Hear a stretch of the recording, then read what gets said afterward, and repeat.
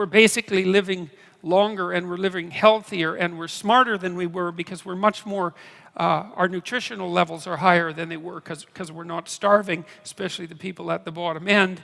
And you know, we're educating people all over the world. The Chinese graduate more engineers every year than the US have engineers. Now that's terrifying, because God, we've got all these engineers already, and they're making gadgets at such a rate that you can't even keep track of the gadgets, right? You go online and like there's all these technologies and all these subcultures using them, and you don't even know what the technologies are. If you're fully informed, you can't keep up with the new stuff that you might buy.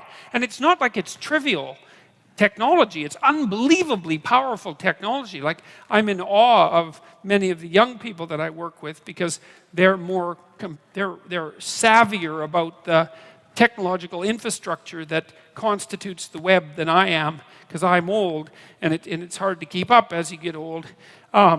And you know, they come up with tools to make difficult things very simple, very rapidly. And there's just subcultures everywhere that are doing this at an unbelievably rapid rate. You know, when you go to somewhere like Silicon Valley, and I've spent a lot of time in Silicon Valley, and it has its problems, but Jesus, there's an unbelievable collection of smart people there, and they're working on things like mad, and it's working. You know, you see someone like Elon Musk. I mean, what the hell do you make of someone like that?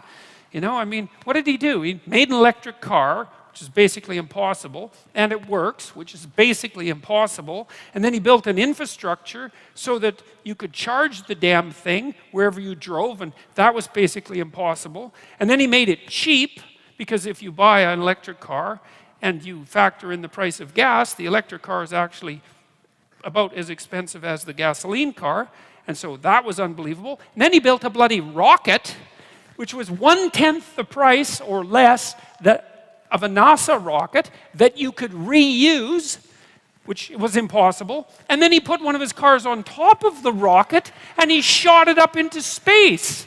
And then this happened, right? This all happened, and he's still alive. And you know, and then he went and blew it all by smoking pot on Joe Rogan, you know, because, well, it's so funny, you know.